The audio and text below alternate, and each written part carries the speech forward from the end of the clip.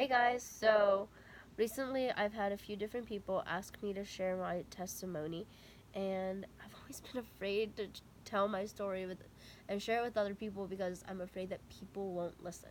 And even if they do hear me out, like take the time to, maybe they won't care.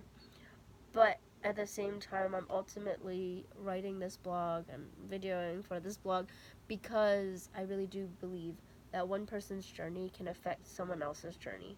And I want to give a disclaimer or a side note that this is how I see my journey as of now. If you talk to any of my family members or my friends at the time, they would have a very different picture. I'm like convinced of it, of what actually happened. And in a few years' time, or maybe even in a few months' time, I might look back at this and say, okay, that's totally not how God was using you in that situation, and God was totally directing you down a different path. Who knows?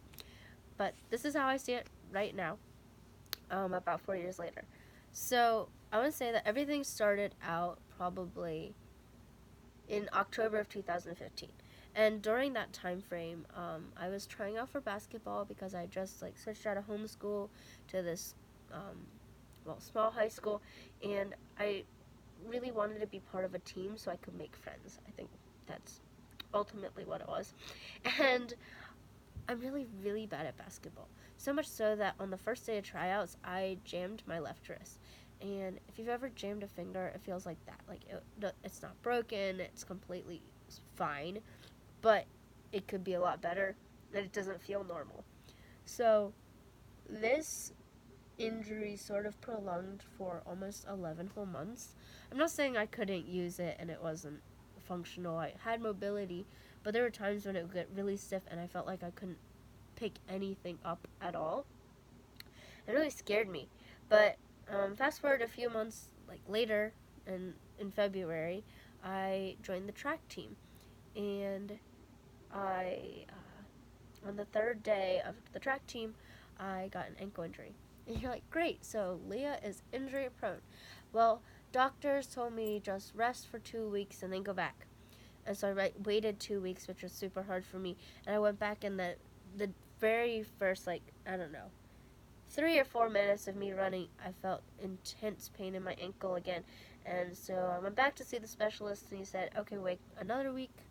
It was 2 more weeks, and then it just elongated itself all the way to don't run this season. And I was super upset about it because, I don't know, I wanted to run. I love running, and it was just painful. I knew that what the doctors were saying was sort of the right thing to do, but I didn't understand why it was happening. Um, it took me till December before I finally said, like, it's still really bad. And it hurt to walk, and my left wrist was still having problems. And so I saw a chiropractor in Taiwan, and he told me, okay, you really should see a rheumatologist. Like, you've been coming here for months now, but I think it's just getting worse. So I hate blood. I hate needles. It's practically awful. But I got my first blood draw on Christmas Eve of 2016, and totally not a glamorous thing to do on Christmas Eve. And they drew blood, and when it came back a couple weeks later, they said, okay, well, the ANA, which is like the generic autoimmune disease marker, is positive, and it's positive in like the ratio or whatever. I think it's white blood cells. The ratio is high enough that we're concerned. So you probably have an autoimmune disease, but we're not really sure what it is. Could you keep coming back for testing? So that's what I did for the next several months. I mean, I would come in and they would say, oh, everything looks normal. And I would come in and they say, okay, your ANA is higher, but everything else looks normal. And my chiropractor talked to me one day and he said, have you ever tried for HLA-B27? This was probably like 3 or 4 blood tests like in. And I said, no, I haven't. So I went back and I said, okay, can I have an HLA-B27 test? And they're like, why would you do that? And I was like, I don't know. I don't know. I didn't want to mention my other doctor. And they said, okay, we'll give you an HLA-B27 test. And sure enough, it came back positive. And they said, okay, your HLA-B27 is like, it's just a marker. Okay, sorry, I should probably explain that. HLA-B27 is a genetic marker for all sorts of autoimmune autoimmune disease related issues. I don't know why I'm stumbling over those words. Anyway, so it's just a marker, and it has to be triggered by something or in tangent with something else. So my personal theory slash something that really makes sense to doctors is when I first injured my wrist, it caused the white blood cells, to spark erratically, and then it just stayed high, which is what the ANA is. So it just like way too many white blood cells trying to fix my body. And then it healed, but it still didn't want to fully heal because it kept sending aid to the spot. And the HLA-B27 was the genetic marker that said, okay, keep sending those white blood cells. Finally got it. So then it just made everything worse when I had the ankle injury, and it didn't want to heal. So the pain in my left wrist really spread all the way up to my elbow. So like my entire forearm got, like, the muscle was so hard it hurt sometimes, like, even touch. And the same with my calf muscle up to my knee. And for me, that really took away the whole idea of joining a sports team and being part of sports, which I was super excited about at the beginning of moving. And it wasn't really until like the beginning of my senior year, which was, I don't know, August of 2017, where doctors were saying, okay, things look like they're getting worse. And I didn't know what worse meant. For me, worse was, doctors were saying, okay, it might be this, who knows? It might be this, who knows? And there were so many different names that were being thrown around. And for me, at 17, I was like, hey, let's look up all these new names. Just don't do it. The internet, the internet is a scary place when it comes to diseases, because, like, one of my favorite memes ever is, like, this Minion quote, and it was like, a few clicks on the internet, and I was dead 4 minutes ago. It's literally how it is.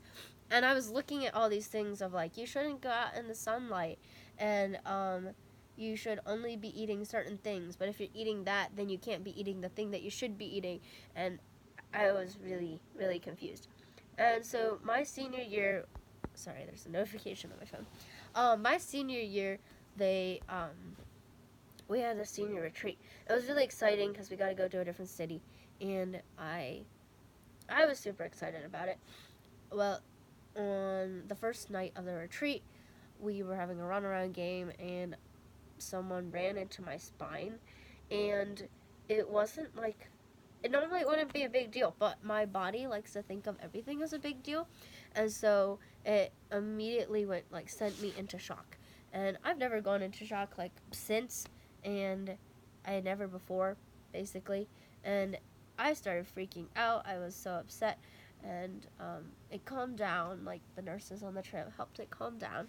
And then the next day when we were on the bus, we went over a speed bump, and same thing. Okay, but since then, nothing. So that's when I started really being afraid of what could happen. Like, there's so many unknowns. I was like, okay, well, we don't know, but it's in God's hands. All the way up until that point. And I think that's when I had a change of mindset. Like, this doesn't just affect how, like, this literally started affecting my classes and how I saw the world, and how could it not? And health things, and I don't know, like, anything in the future, like, how am I supposed to get a job if this continues? And, like, I'm sometimes, like, go into shock randomly, which is, I don't know, totally a slippery slope in my mind. And I was just afraid of literally everything. And this is sort of hard for me to say, but there was a dorm mom at the school that I went to, and she had cancer. Everyone thought, well, most of the people that I knew thought she was getting better, but she didn't win her battle with cancer. And that happened in November of my senior year.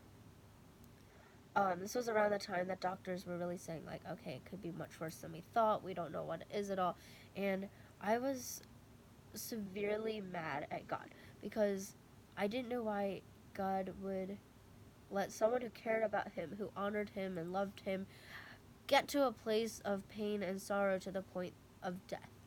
And honestly, like, if you think about it, like, that's what Christ was. Christ loved us to the point of death, and it's such a crazy thing that he does love us like that. But anyway, that was like this huge side note. I'm like really scatterbrained. I'm so sorry.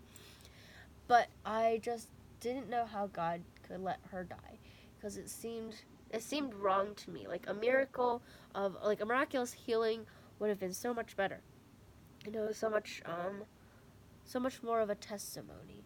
But not really more of a testimony. I think I just didn't know why God would let that happen. And I sort of felt like wherever God was taking me, he wasn't guiding me to where guiding me to what was best in my life, and like he didn't care, and he wasn't part of my life, and these are all lies, but this is what I was thinking at the time. And yeah, sorry, it's hard to talk about still. And after all of that happened, I went down this really dark path of, okay, maybe whatever I do doesn't really matter. If I love God and honor God, but will still die, everyone's gonna die. If I love and honor God and still die, what's the point? Which is such an ignorant. No, it wasn't ignorant. I understood the Bible. I understood what like Christ was saying, like work all things out for my glory and for the good of his people. But at the same time, I don't want to believe it because I couldn't see how that could be the best interest, like in our best interest and in her best interest and her family's best interest. And I didn't want to believe. And so looking at like the Bible and Proverbs, that's being foolish. Like knowing, or not necessarily know, having the ability to know and believe something and then choosing to blindly turn away from it. That's what like that's who a fool is. And I was being super foolish in my thinking. I didn't. I was taking medication for like nightmares and for sleeping because I was having trouble sleeping, and for the pain, which all the side effects were super bad. And I changed rheumatologists multiple times during this period because I just didn't like them. I was angry with them. They were doubling dosages of things that I thought was harming me, and etc. I was like, if you have an autoimmune disease or someone you know does, I can guarantee you, you know exactly what I'm talking about right now. If you don't, I'm sorry. I don't know how to explain it. It's just really frustrating. um, yeah.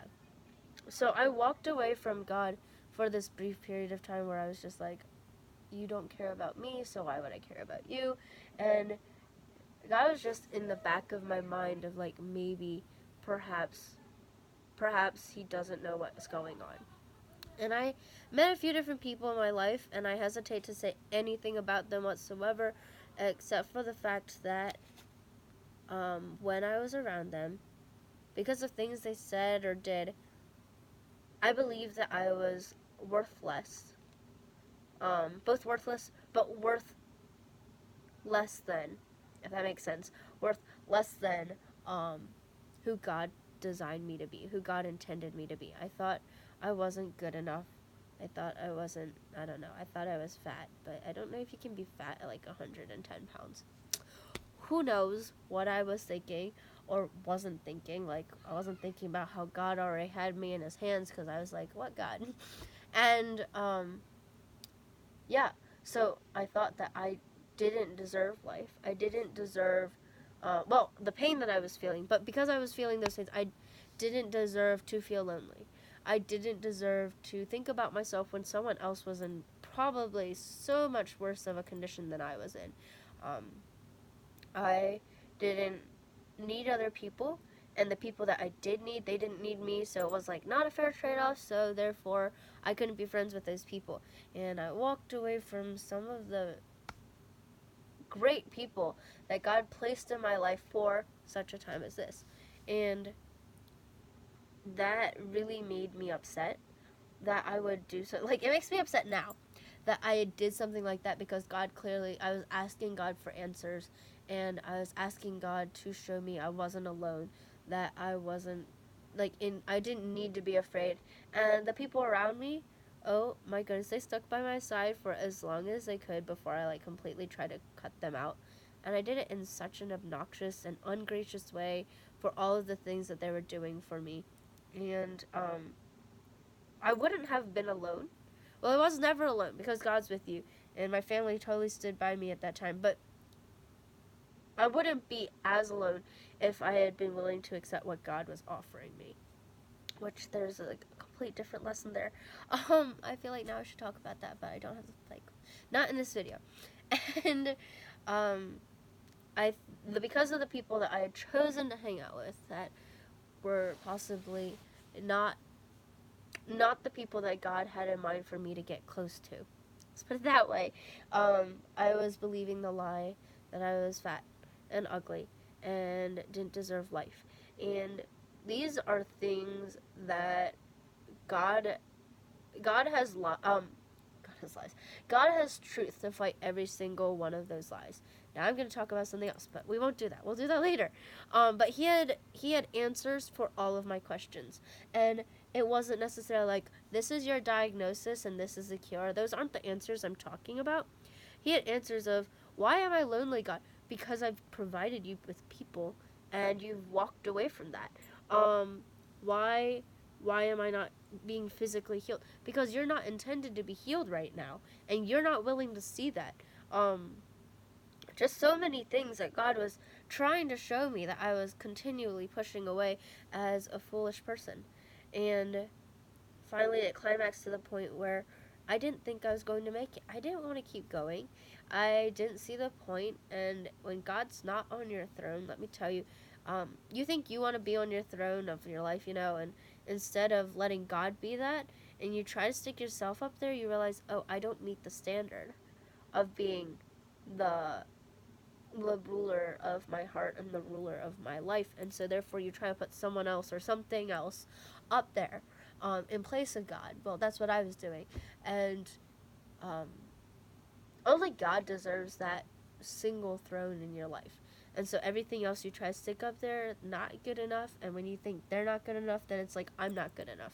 But Christ is good enough, and the only one who is good enough, the only thing, I don't want to say thing, but literally nothing else, no one else, will measure up to that standard of a throne that our human hearts desire.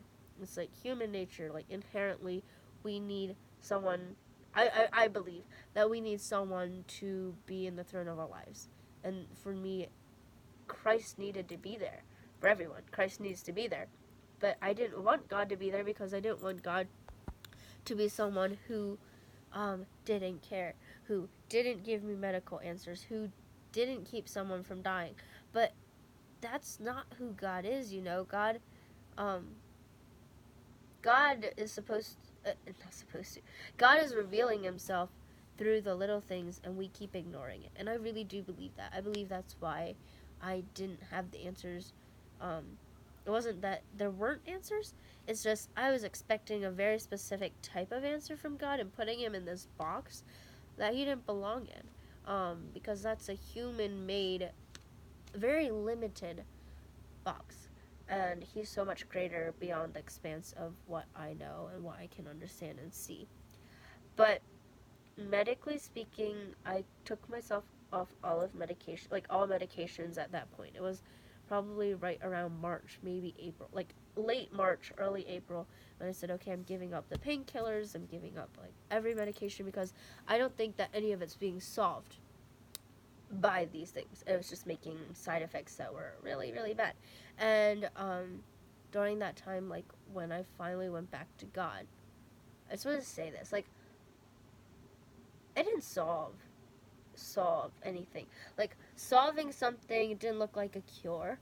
It didn't look like a diagnosis. It didn't look like, oh, I'll suddenly take it away and you'll be fine. I wanted it to, and I still do to some degree. Like, why life would be so much easier if I didn't have to deal with this. And, like, there have been days in the past month or two where, for some reason, my breathing has started to be attacked by it. And, as I was saying, in a few months, maybe I'll be able to see this better. But, like, having trouble breathing, having trouble walking, having trouble holding a pencil. And it's like, these are normal day things, and people are always talking about, oh, the prime of your life, and it's like, what prime? Well, I don't think that we need to be in a prime of our life. I mean, we are. I'm just saying we don't need to be the physical expectation. We don't need to meet the mental expectation, the academic expectation, as long as we're meeting the spiritual expectation of growing with the Lord. Like, that's the most important thing. And there's so many things I could say right now. Um, I went through so many different types of medical testing.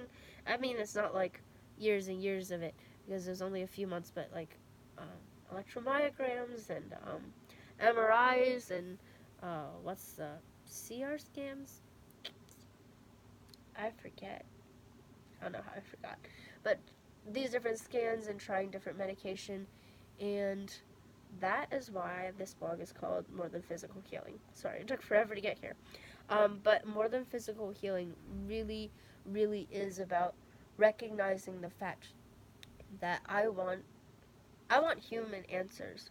Being physically healthy in the way I sleep and eat and exercise and live my life is expected in my mind. It was always a given. But it's not a given, it's a blessing. And it's not God withheld that blessing from me. He chose to walk along with me in a totally different journey than I wanted to. And it was easy to say, okay, God, you're not giving me what I need. You're not blessing me. But it's not that He's not blessing me, it's just He's called me to a different lifestyle as of now. And who knows, it might change, it might never change, I might I might die with it. I really don't know.